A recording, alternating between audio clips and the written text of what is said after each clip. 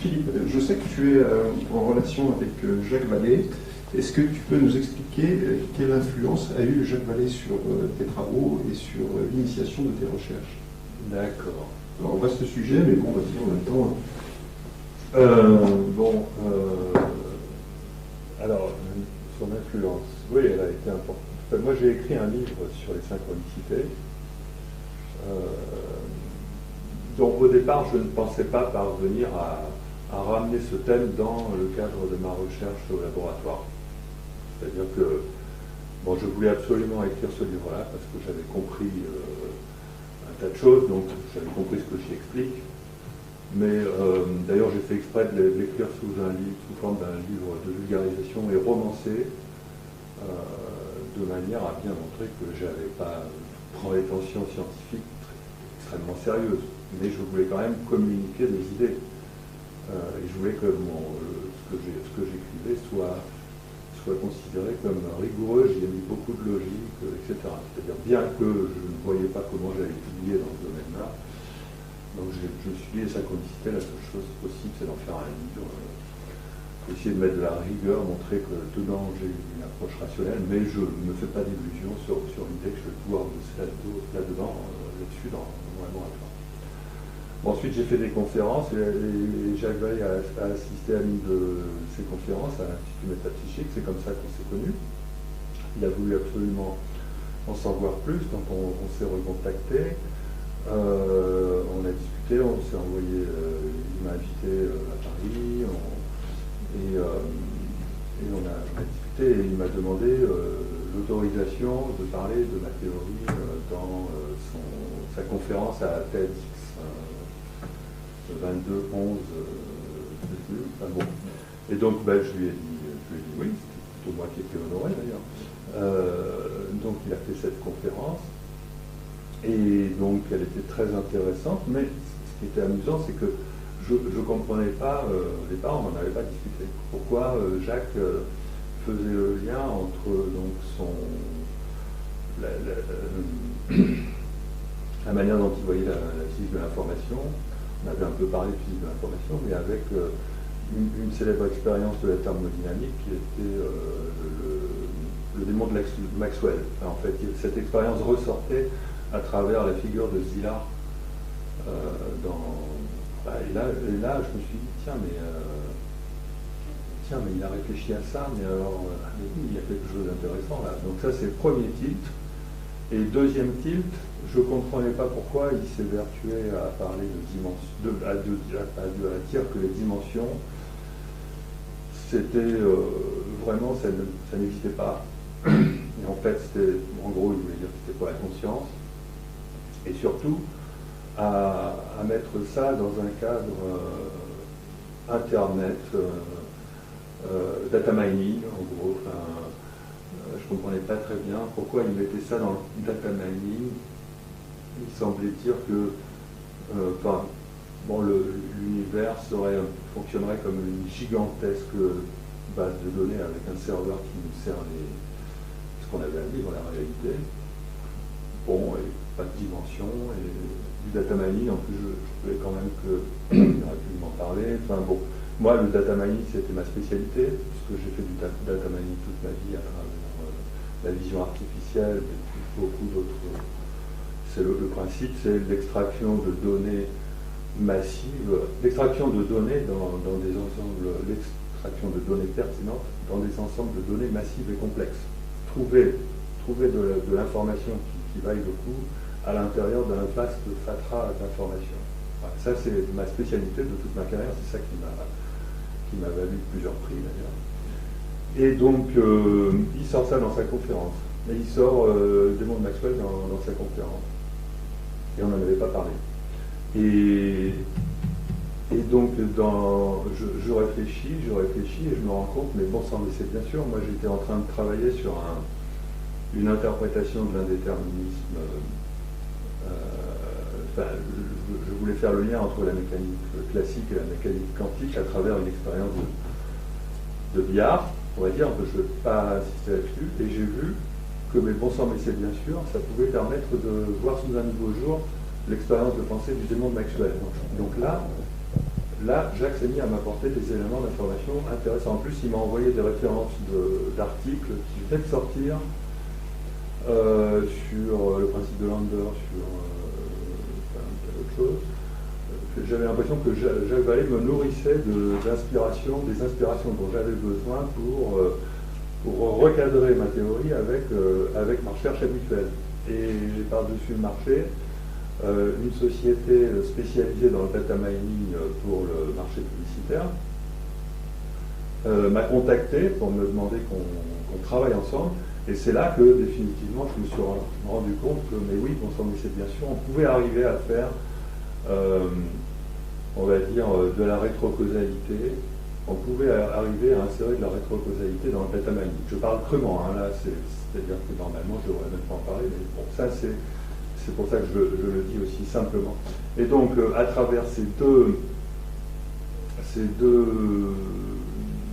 pistes, donc data mining et des mondes Maxwell, les deux choses que je connaissais très bien, je connaissais très bien le data mining et je connaissais très bien l'expérience du pensée du démon Maxwell. J'ai pu insérer ça, j'ai pu, disons, intégrer ça à ma théorie et ça m'a permis de faire une publication plutôt sur l'aspect théorique et actuellement je travaille sur l'aspect pratique, c'est-à-dire expérimental et technique sur l'aspect donc data mining. Donc on peut dire que Jacques Vallée il m'a tellement inspiré que à la fois ma recherche théorique et ma recherche expérimentale aujourd'hui sont finalement en connexion avec ma théorie, avec la synchronicité. Voilà, désolé d'avoir été un peu long, mais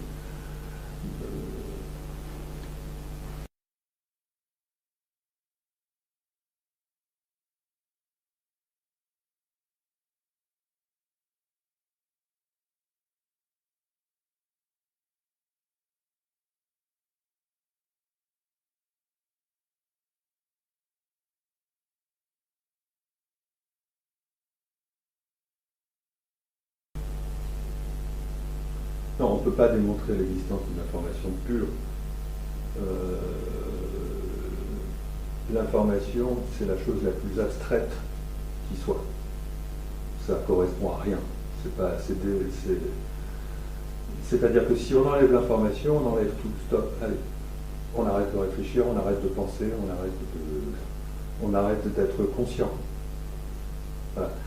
Le gros avantage de l'information, c'est qu'il nous permet de ne pas tomber dans le piège du cerveau, de la conscience et de la réalité. Par exemple, j'aime bien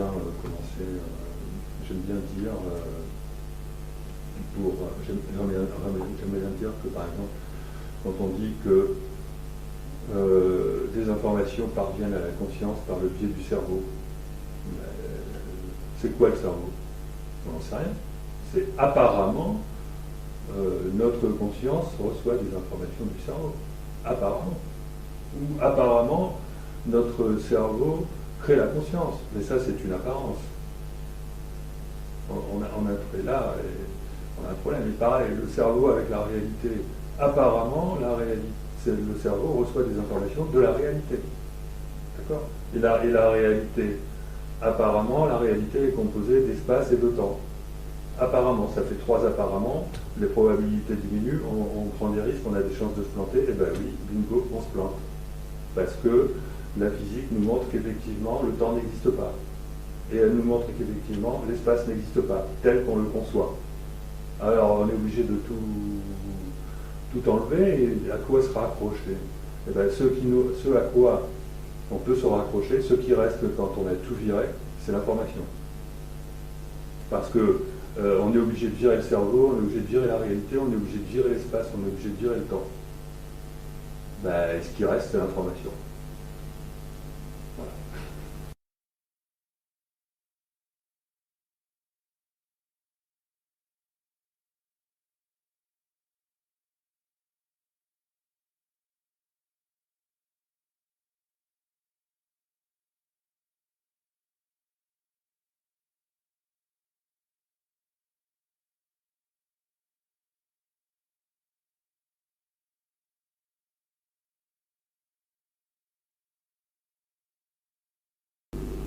on a le droit de le penser, mais non, dans mon acceptation, je ne considère pas que c'est parce qu'on est dans une gigantesque simulation, je considère que on est dans un processus naturel d'évolution dans lequel nous ne sommes pas obligés de rentrer dans l'hypothèse que tout ça c'est en quelque sorte une manipulation, comme si on était à l'intérieur d'une technologie. C'est-à-dire le fait de rajouter l'élément manipulation technologique, je ne nie pas la possibilité dans cette affaire, c'est un rajout. On n'est pas obligé, on peut faire l'économie de ces additifs. C'est-à-dire qu'on peut être naturellement, on peut s'être naturellement trouvé en vertu du processus d'évolution de l'univers qui ne se limiterait pas à l'évolution mécanique qu'on connaît actuellement, mais qui englobe une mécanique où la conscience, l'esprit, l'âme interviennent, une mécanique plus globale, telle que je la décris dans les conférences. Je parle donc de réseau de neurones avec un neurone qui contient plusieurs synapses qui pourraient correspondre à des vies simultanées, effectivement. Donc ça donne l'impression que... Voilà. Mais tout ça, ça peut être un processus, on va dire, automatique. On n'a pas besoin de rajouter la possibilité de manipulation par d'autres entités qui elles-mêmes de toute façon seraient naturellement, il faut bien qu'il y ait un premier, il faut bien qu'il y ait mais je n'élimine pas la possibilité, je n'élimine pas cette possibilité, mais je ne peux pas la cautionner en première instance. Par rapport au phénomène OVNI, est-ce que vous vous y intéressez et avez-vous une hypothèse à ce sujet? Oui, j'ai été obligé de m'y intéresser, on va dire, poussé à m'y intéresser par Jacques Vallée. Et au départ, d'ailleurs, je comprenais mal son point de vue, et finalement, j'ai fini par le rejoindre. Donc, bon, ça, c'est normal, il a fallu que je me documente, et puis c'est quand même quelque chose de pas évident, quoi. Voilà. Et donc,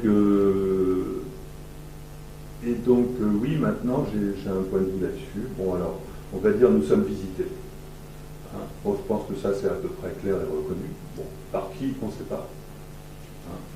Extraterrestres, entités, terriens du futur, on ne sait pas. Mais bon, on va dire, nous sommes visités. Et ce que je peux... Là où je peux peut-être apporter une lumière avec ma théorie, c'est effectivement sur comment font les visiteurs pour entrer dans notre espace-temps et pourquoi le phénomène est si bizarre. Alors, ce qui est bizarre, par exemple, c'est que bon, nous sommes ultra visités, il semblerait, si on a confiance, il y a quand même des chefs de gouvernement, beaucoup de militaires, enfin, de gens très crédibles qui témoignent. Donc, bon, si nous sommes visités autant que ça, il y a quelque chose de bizarre, c'est qu'on n'a pas de preuves. Ou alors on aurait des preuves, mais ces preuves n'atteindraient pas le niveau qui permet de dire qu'il y a une déclaration officielle, nous sommes visités par... voilà. Alors, on peut dire c'est parce que ces gens qui savent n'osent pas le dire, parce que nous perdons tout pouvoir, je ne sais quoi.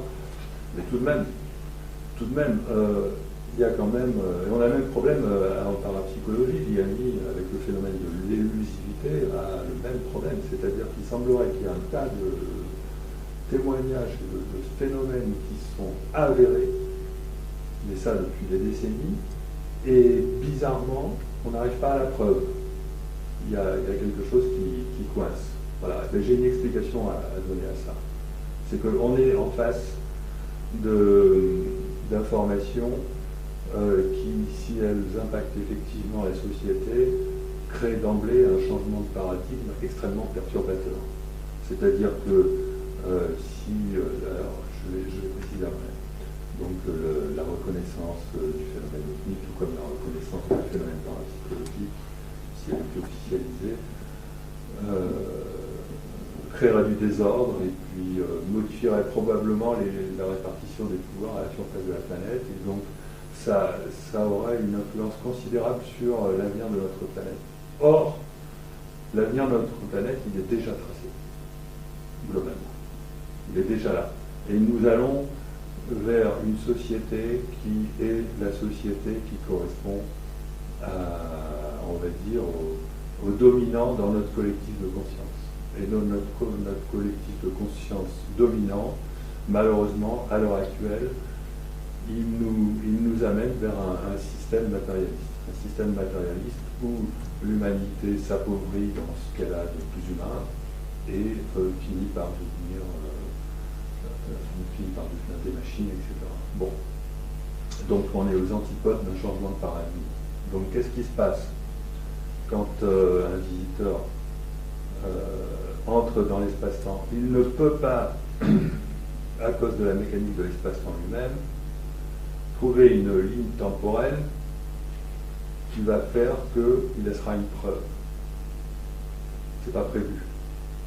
Bon, alors, pour mieux comprendre, quand on est en dehors de l'espace-temps, on voit les 4 dimensions, on ne voit pas 3 dimensions. On est dans un temps qui est le temps vrai, d'accord? Et on voit, on est en 5D, c'est-à-dire on est dans le vrai temps qu'on appelle l'éternel présent, et on voit les 4 dimensions de la planète Terre, là où on a l'intention d'atterrir, comme étant déployées. C'est-à-dire que nos visiteurs voient notre futur. Ils voient notre passé, ils voient notre futur, ils voient notre présent. D'accord? Donc, bon, par contre, c'est probablement flou. Enfin, je ne sais pas comment ils font, il faut avoir un sacré degré de confiance. Bon.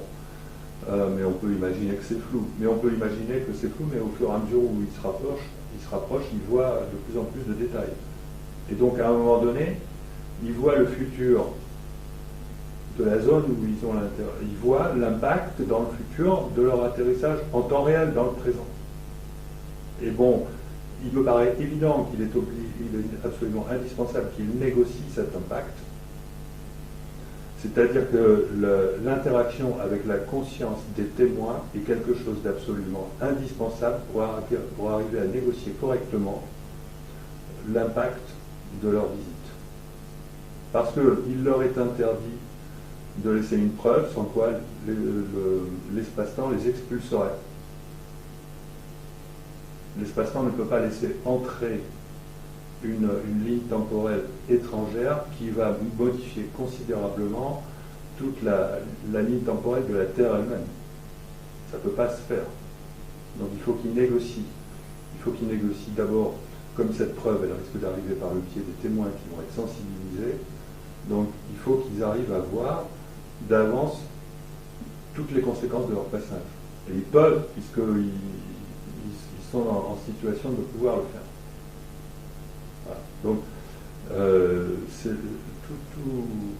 tout le problème de la preuve et tout le problème de l'interaction entre le visiteur et la conscience de l'observateur vient du fait que l'impact de la visite pourrait être considérable s'il n'était pas géré, s'il n'était pas négocié. Or, l'espace-temps interdit cette possibilité. Voilà. Et moi, je l'ai vécu personnellement, non pas par rapport au phénomène OVNI, mais par rapport à un tas d'expériences qu'on peut faire et pour lesquelles on n'aboutit jamais à la preuve, alors que, paradoxalement, on aurait dû l'avoir. Voilà. Ok, merci Philippe pour cette réponse sur les ovnis. En continuant sur le sujet des ovnis, est-ce qu'on ne peut pas dire que les extraterrestres, entre guillemets, préparent le terrain pour leur venue prochaine? C'est-à-dire qu'il y a énormément d'observations. Jacques Vallée avait calculé qu'il y avait des millions d'observations depuis que le phénomène existe. Est-ce qu'il n'y aurait pas une préparation de l'humanité à peut-être un contact futur? Ouais. Ou est-ce qu'on ne serait pas les sujets d'un système d'apprentissage, par exemple? Je serais plus... oui. Voilà. Alors, bon, c'est peut-être une question difficile à développer, mais ça non, dérive un peu de ce que tu viens de dire. C'est-à-dire qu'ils ne peuvent pas rentrer dans notre système sans que nous, on y soit déjà préparés. Voilà, en fait, voilà, c'est ça. Ce n'est pas à eux de nous préparer, c'est à nous de nous préparer. Eux, ils font toc-toc, on existe. Voilà. Mais ils se montrent, donc ils nous préparent aussi un petit peu à leur présence. Oui, mais ce n'est pas eux qui peuvent créer à notre place notre réalité. Ils ne sont pas connectés à notre réalité. Ils sont en dehors de l'espace-temps. Peut-être que par un moyen technologique, disons que voilà, pour arriver à pénétrer notre réalité, ils sont obligés de gérer le fait que leur passage doit rester compatible avec le fait que c'est nous seuls qui créons notre réalité, parce que nous sommes câblés à notre espace-temps et pas eux. Voilà. Et donc, en fait, si on veut, tout est double, hein. Tout est à la fois dans un sens et dans l'autre. C'est très associatif. À mon avis, il faut que l'humanité entière, dans son inconscient collectif, ou dans sa conscience collective, ce qui revient au même, amène progressivement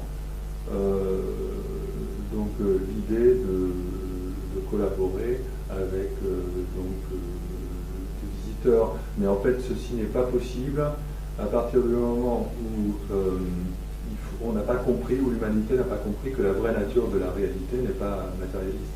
Il faut essentiellement comprendre le fait que notre réalité, je ne veux pas dire c'est une simulation, notre réalité, nous sommes les maçons de notre univers. Tout est créé par la conscience. Voilà. Nous créons une réalité qui semble bien physique, bien sûr, mais notre véritable nature est spirituelle. J'aime pas trop le mot spirituel, mais il y a notre véritable nature. Elle est pas dans le monde physique, elle est dans le monde quantique, ou alors elle est dans...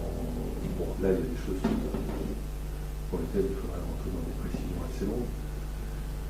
Mais bon, le plus simple, c'est tant pis, on emploie ce mot-là, notre véritable essence est spirituelle. Et tant que nous n'aurons pas compris ça, nous ne pourrons pas avoir de visite, parce que nous ne serons pas amenés à comprendre ces visites, et donc on ne pourra pas gérer correctement, on ne pourra pas les gérer correctement, et ils auront toujours un tas de problèmes pour débarquer. Voilà, je vois comme ça. Alors bien entendu, ils essayent de nous influencer plus ou moins, alors ils peuvent le faire tant que l'impact reste limité. Il ne peut pas y avoir d'impact qui ne soit pas en même temps accompagné par une modification de notre vision du monde. C'est quelque chose, c'est un phénomène qui est susceptible d'impacter l'humanité entière, et donc c'est l'humanité entière qui doit profondément modifier sa vision de la réalité. Okay. Voilà. Et à ce moment-là, les visiteurs pourront vraiment débarquer. Ok, merci Philippe. Donc vous validez l'hypothèse du système de contrôle de Jacques Vallée, comme quoi le phénomène agit comme un régulateur de l'homme, c'est ça? C'est probable, oui.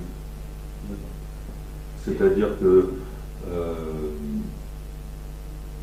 il me paraît à peu près évident qu'à partir du moment où, même si ce sont que des petits impacts qui sont acceptés, ils jouent un rôle petit à petit sur notre évolution, et effectivement, donc, on peut le voir comme un système de contrôle.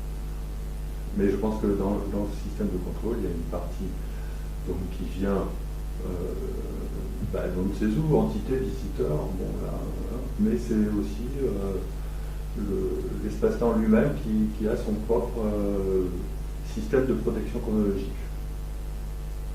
Et pensez-vous qu'à un certain niveau gouvernemental, certaines personnes ont réussi à comprendre l'origine des ovnis parfaitement? Non, je ne crois pas. Je pense que non, je pense parce qu'il y a une incompatibilité franche entre les personnes qui se retrouvent, que ce soit scientifiques ou hommes de pouvoir, ou banquiers, etc., qui se retrouvent devant la nécessité de gérer ce phénomène, qui n'ont pas du tout, qui ont des conceptions qui ne sont pas du tout, qui sont trop matérialistes pour arriver à comprendre le phénomène. Surtout si c'est chez les anglo-saxons, parce que les anglo-saxons n'ont pas bien intégré donc, la composante temps. Voilà, enfin, moi, c'est mon point de vue scientifique.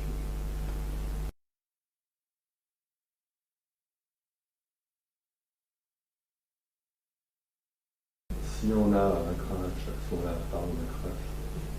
qui est donc normalement quelque chose qui devrait donner énormément de preuves.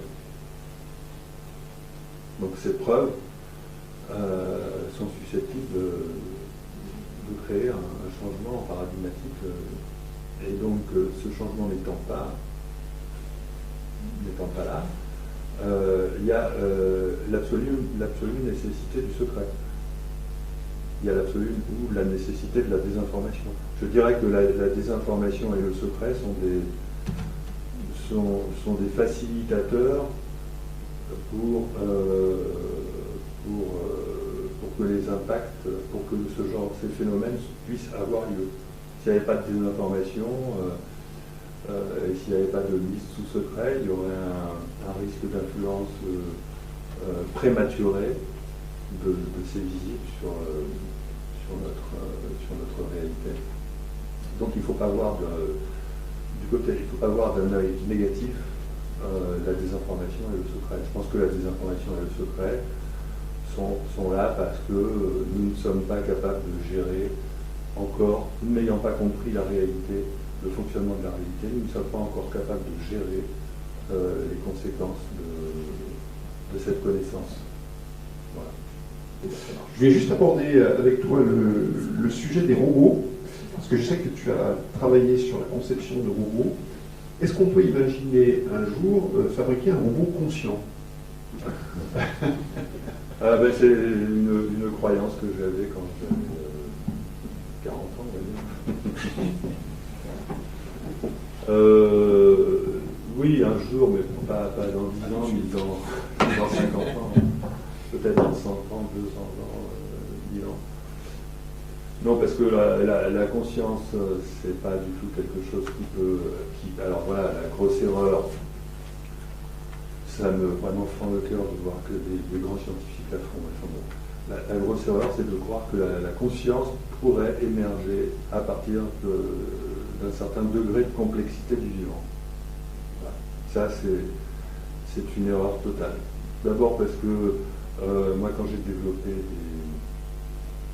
des systèmes intelligents, par exemple des caméras intelligentes, des robots qui ont l'air d'être très intelligents, qui se reconnaissent très bien, etc.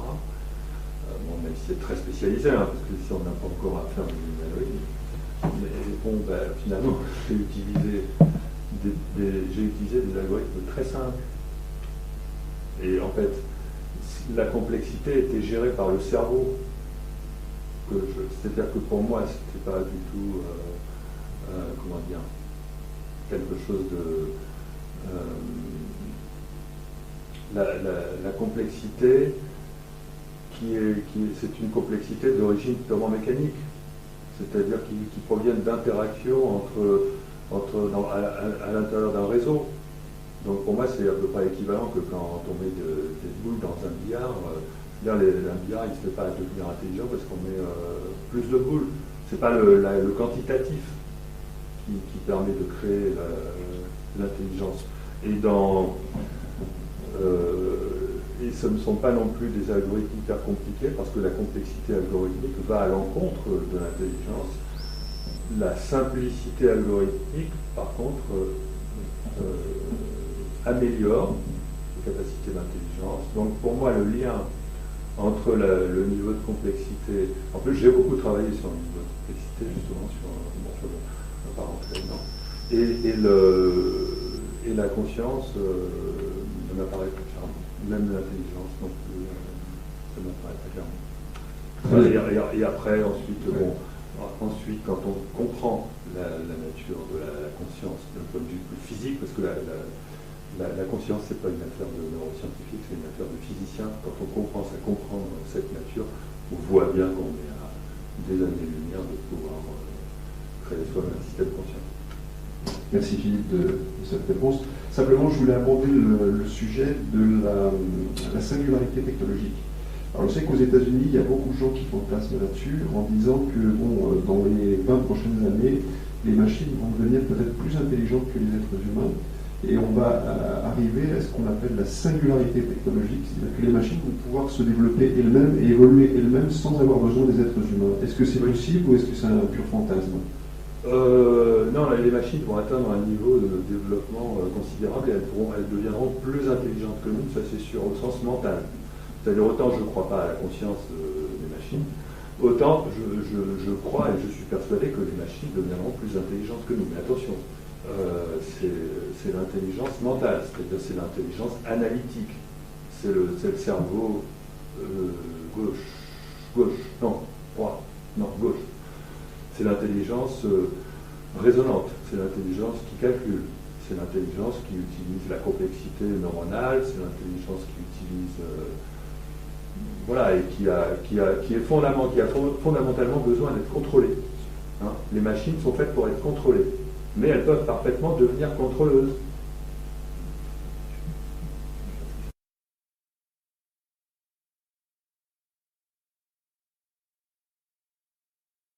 Donc, je vais aborder d'une part ce que j'aborde habituellement en conférence, mais en rajoutant des points nouveaux, qui va nous amener jusqu'à la fin de la première partie, où on va parler de vibration de l'espace-temps. Et là, j'ai quelque chose de nouveau et un point qui est fondamental à faire passer, dont je ne vous ai pas parlé ici. Et dans la deuxième partie, on va parler de choses qui sont également très nouvelles. Donc, des modèles que je propose concernant la conscience, l'âme et l'esprit. On va parler des champs d'information. On va parler de la nécessité de repenser la mécanique, non pas c'est-à-dire la mécanique actuelle est parfaitement correcte. Au contraire, on va anoblir la mécanique actuelle en disant que la science a réussi à fabriquer un modèle du monde qui est parfait, sauf qu'il a besoin d'être inséré à l'intérieur d'un système qui va lui donner plus de liberté, et notamment qui va pouvoir faire évoluer l'espace-temps. C'est-à-dire que à l'heure actuelle, la mécanique ne sait pas faire évoluer l'espace-temps. Donc on va discuter de ça. On va expliquer, on en a parlé un petit peu, mais je vais développer un peu plus comment est-ce qu'on doit faire pour rentrer dans un espace-temps. Et puis on va évoquer donc la nature du déploiement de la réalité qui va nous faire comprendre pourquoi est-ce qu'il pourrait exister des réalités parallèles. Je ne sais pas si ça existe ou si ça n'existe pas, mais d'après le modèle que je vais présenter, où la conscience joue un rôle phénoménal, il devrait logiquement exister des réalités parallèles, c'est-à-dire plusieurs versions de la réalité, plusieurs versions des réalités, de réalités vécues sur Terre, par exemple, plusieurs versions de la Terre. Voilà. Et je terminerai en disant que si donc, comme je le conclus de mon expérience et de ma théorie, si nous avons un libre arbitre, alors ça veut dire que nous avons une télécommande de l'espace-temps. J'aime bien appeler ça comme ça. Et donc, je vais décrire un peu la télécommande, comme je le fais souvent